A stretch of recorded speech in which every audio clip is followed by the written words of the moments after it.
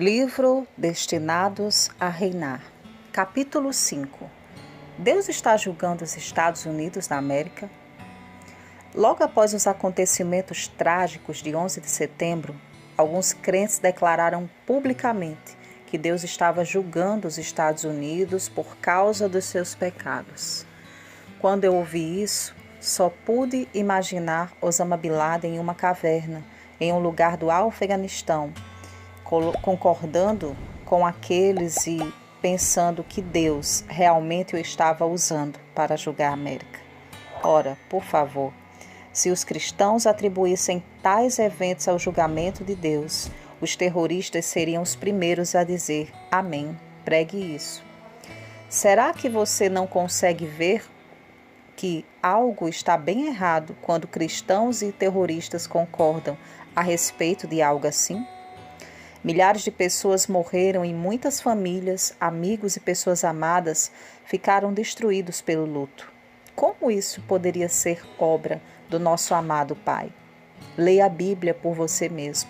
Ela diz que Deus não tem prazer em que ninguém pereça.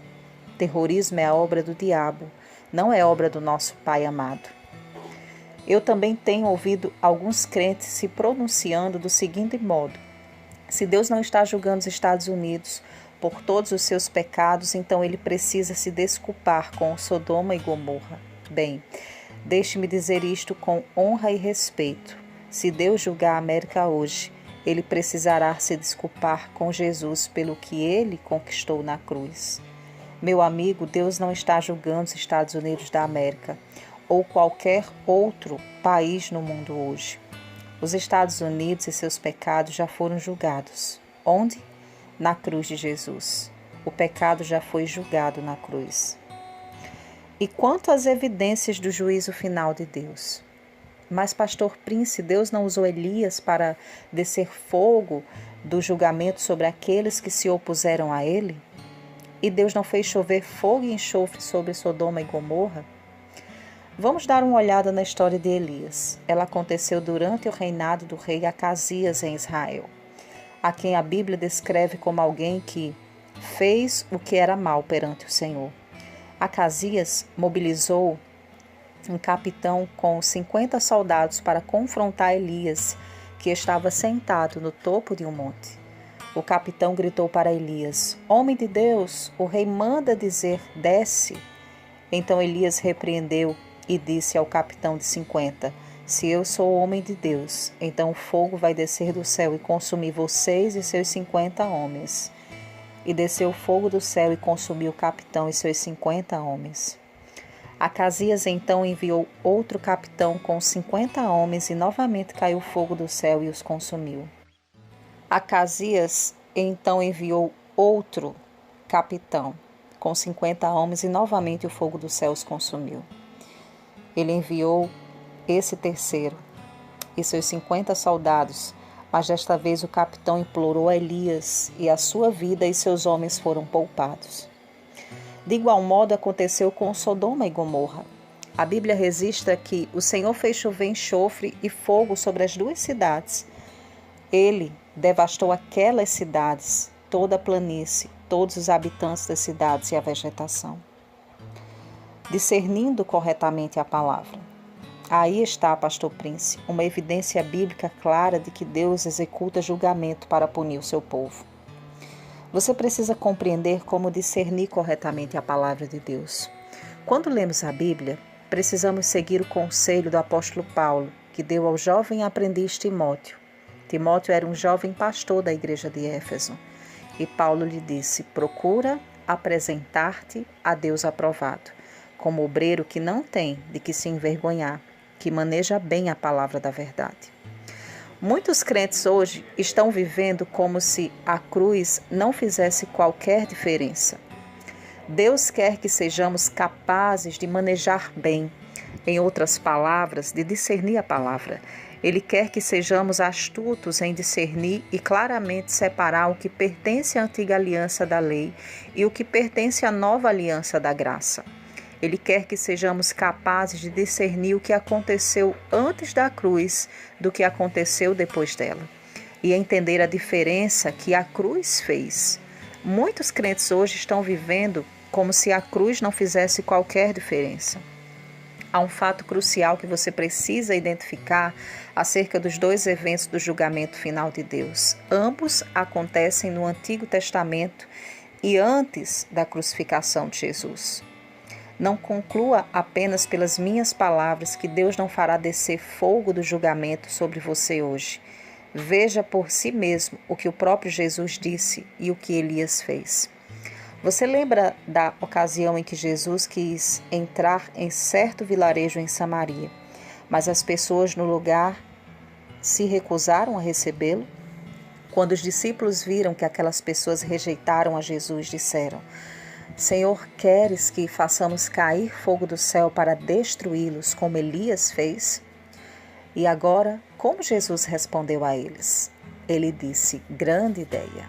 Vocês são os discípulos que têm verdadeiramente o mesmo coração que o meu. Não, claro que não. Leia a sua Bíblia.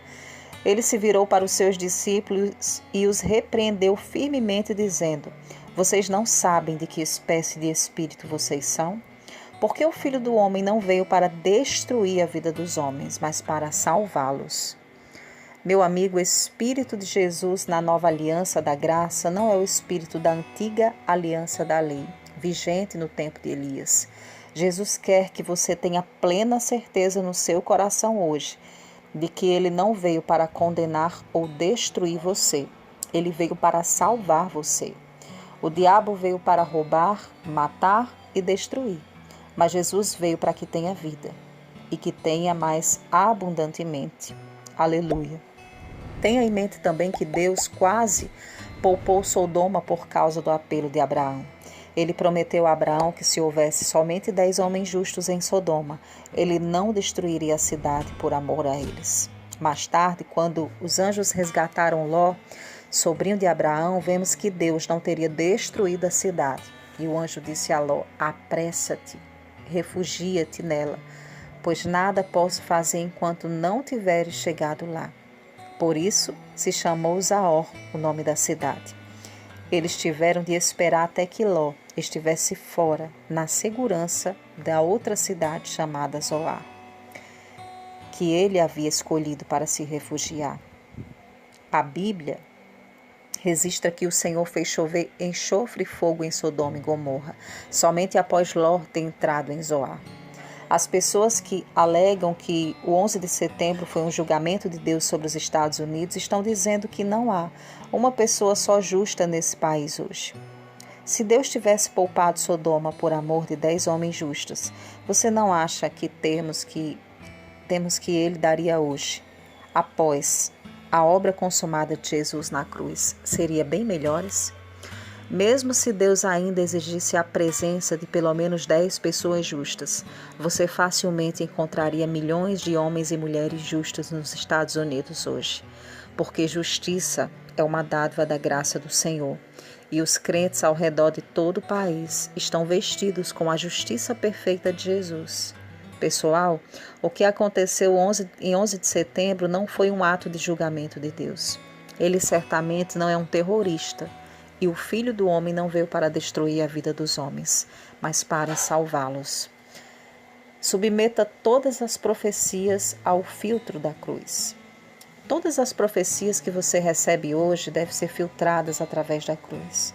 Se você recebe uma palavra de alguém que traz seus pecados à memória ou introduz gradualmente uma expectativa de punição pelos pecados na sua vida, não tenha medo disso. Apenas atire essa palavra pela janela.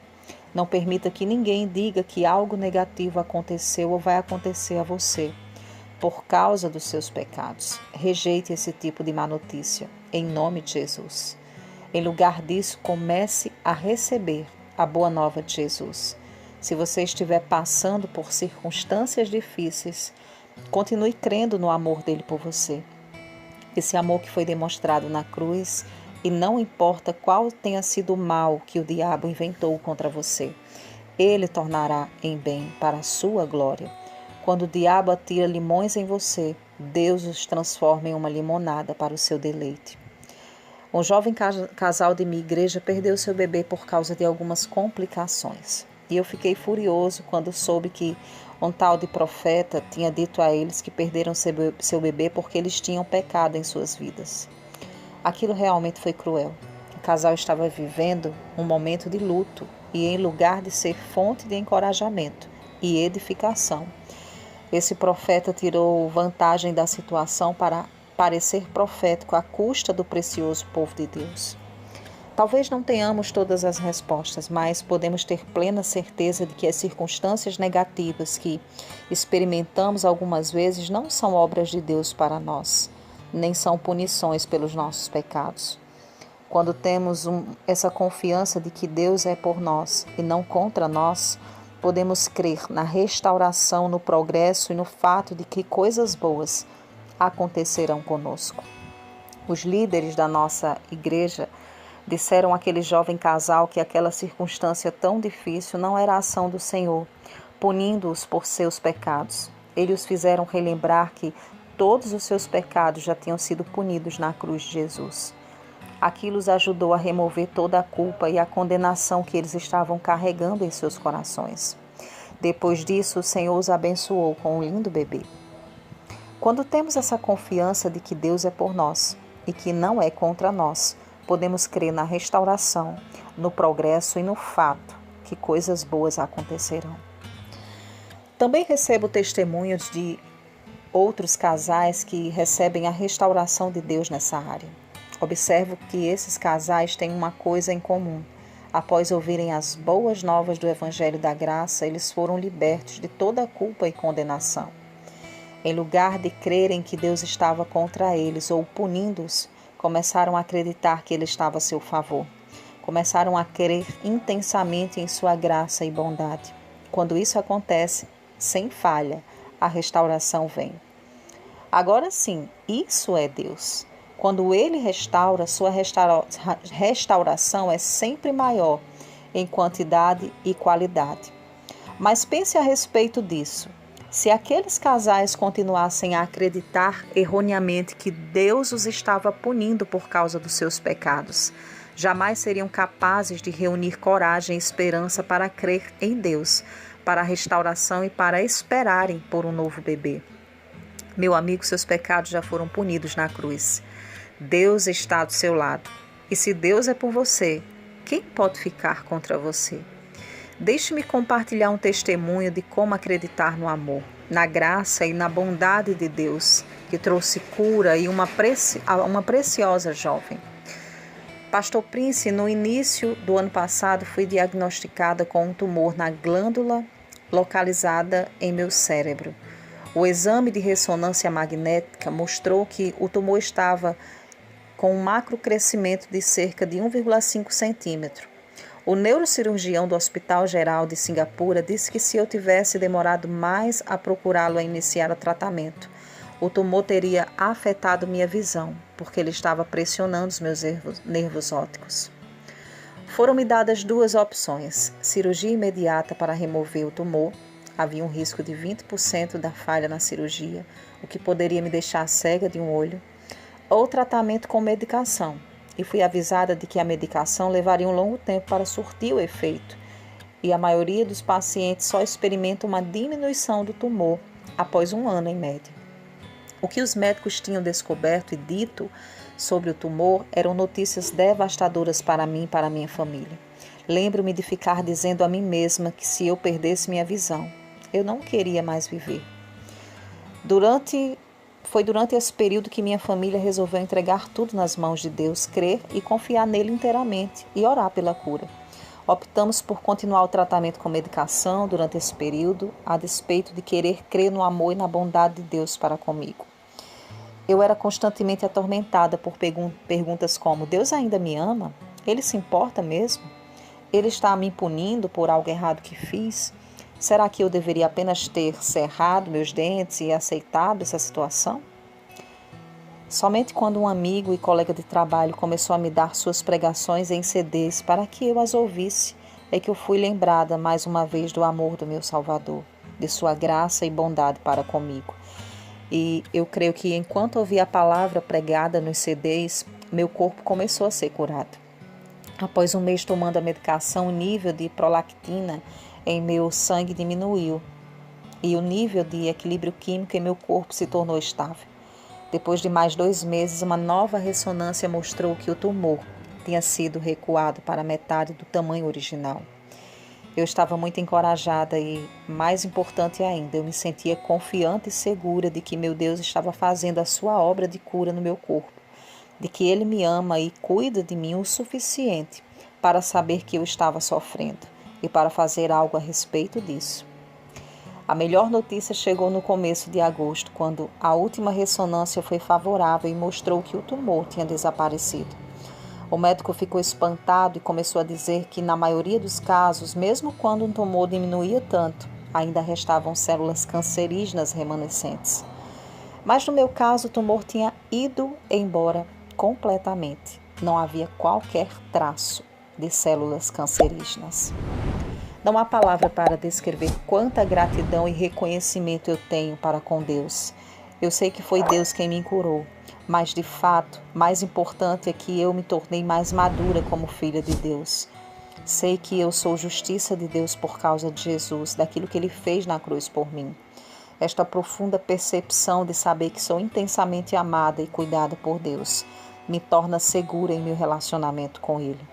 Quero dar toda a glória e louvor a Deus. Eu sou o que sou hoje, uma pessoa curada, plena e em paz, unicamente por causa da pregação da Boa Nova do Evangelho da Graça. Connie Eng, Singapura. A definição de Davi de bem-aventurança. Se Connie tivesse continuado a acreditar que Deus a estava punindo por algum pecado, ela teria apenas abaixado a cabeça, aceitado a sua doença como uma punição e jamais teria visto Deus agir para curá-la. Mas louvado seja Deus, Ele trouxe luz à sua circunstância e mostrou o quanto a amava. Mas, pastor Prince, Deus não puniu o rei Davi pelos pecados dele e assim ele perdeu seu filho? Não esqueça que Davi, assim como Elias, viveu antes da cruz de Jesus. Você jamais encontrará um exemplo de Deus punindo um crente por seus pecados na nova aliança. Vamos estudar a Bíblia por nós mesmos e não apenas nos guiar pelo que as pessoas estão dizendo. Quando Davi pecou contra Deus ao cometer adultério com Batseba e tramou a morte de Urias, marido dela, esse pecado lhe foi imputado e ele então foi punido. Embora essa punição tenha sido temperada com a misericórdia de Deus, mesmo assim Davi foi punido, porque estava sob a aliança da lei, não sob a aliança da graça. Você sabe a quem Davi estava descrevendo quando disse: "Bem-aventurado o homem a quem o Senhor jamais imputará pecado." Se sabemos que o pecado foi claramente imputado a Davi, ele não podia estar descrevendo a si mesmo, como alguns estudiosos afirmam. Na verdade, ele está olhando profeticamente para a aliança da graça. Ele estava descrevendo você e eu, uma nova geração de pessoas que estão sob a aliança da graça. O que significa não imputar pecado? Será que significa que você nunca mais vai pecar de novo? Jesus morreu na cruz para nos libertar de cometer ações pecaminosas ou de abrigar pensamentos pecaminosos. Se foi isso que Jesus fez, então me permita concluir com reverência que ele falhou. Você e eu sabemos muito bem que ainda somos tentados com pensamentos pecaminosos e a cometer ações pecaminosas, e haverá vezes em que falharemos. Você consegue me mostrar um só homem que seja livre de todas as tentações e nunca falhe?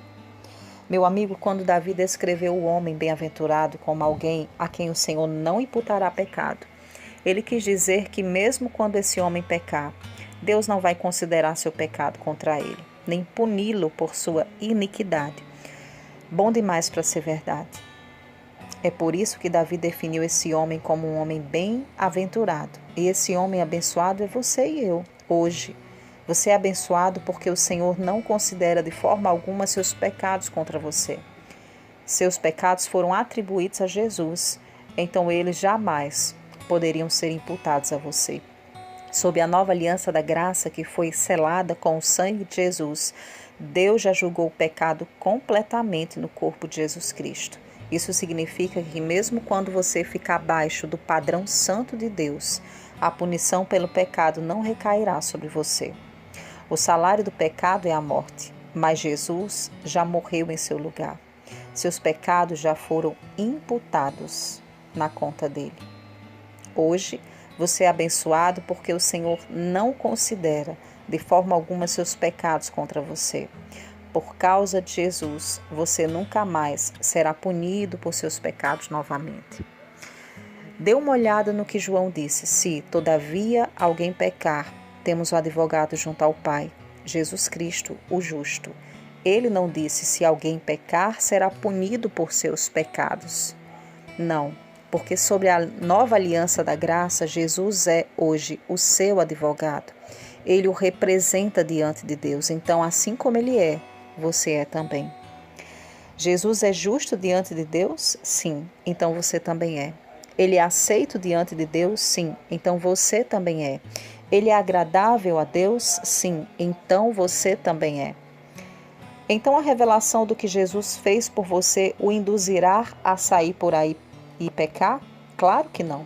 De fato, saber que ele assumiu sua punição faz com que você se aproxime dele. Isso lhe dá força para ser livre do pecado. Você não é um grande pecador? Mas, pastor Prince, eu nunca cometi adultério ou matei alguém. Eu nunca cometi um pecado realmente dos grandes. Acho que eu tenho guardado todas as leis de Moisés. Bem, você alguma vez já perdeu sua paz de espírito com alguém que cruzou a pista na sua frente sem ligar a seta de indicação do carro? Você alguma vez já perdeu a paciência com seu cônjuge? Se você respondeu sim a pelo menos uma dessas perguntas, então você é um assassino. E você alguma vez já imaginou alguma mulher em sua mente? Se já fez isso, então você também é um adúltero. Como você ousa me chamar de assassino ou adúltero? Calma, meu amigo, não sou eu. É o nosso Senhor Jesus. Ele disse: vós tendes ouvido o que foi dito aos antigos, não matarás, e quanto ao que matar, será réu de julgamento, mas eu vos digo que qualquer que ficar irado com o seu irmão sem motivo, será réu de julgamento. Vós tendes ouvido o que foi dito aos antigos: não cometas adultério. Mas eu vos digo que qualquer que olhar para uma mulher, tendo cobiça por ela, acabou de cometer adultério com ela no seu coração. Sejamos literais aqui, guiados por nossos próprios padrões ao determinar se estamos pecando ou não. Sigamos os padrões de Jesus. O homem rebaixou a lei de Moisés a um nível que pensava que conseguiria cumprir. Mas Jesus veio e elevou esse nível de volta ao seu padrão completo e justo. O homem pode tentar cumprir a lei exteriormente, como os fariseus, mas Jesus demonstrou que ela tinha que ser cumprida interiormente também. Se você falha internamente, falha externamente também. Quando Jesus nos mostrou que era impossível para qualquer pessoa ser justificada pela lei, somente Ele podia cumprir a lei em nosso lugar e nos justificar por sua graça. Deus não estabelece categorias para o pecado. Seja um pecado menor ou maior, ainda é um pecado. Ele não os classifica em uma escala. Se você falha em um, falha em todos. Não há uma só pessoa na face do planeta que não precise depender inteiramente da graça de Deus, porque não existe um só homem que não tenha falhado em seu próprio esforço de guardar a lei. A Bíblia declara que todos pecaram e carecem da glória de Deus. E pelo padrão de Jesus, todos falhamos. A boa notícia é que, mesmo quando você falha, Deus não o julga por sua falha. Todos os nossos pecados foram julgados na cruz. Aleluia. Não deixe que ninguém lhe diga o contrário.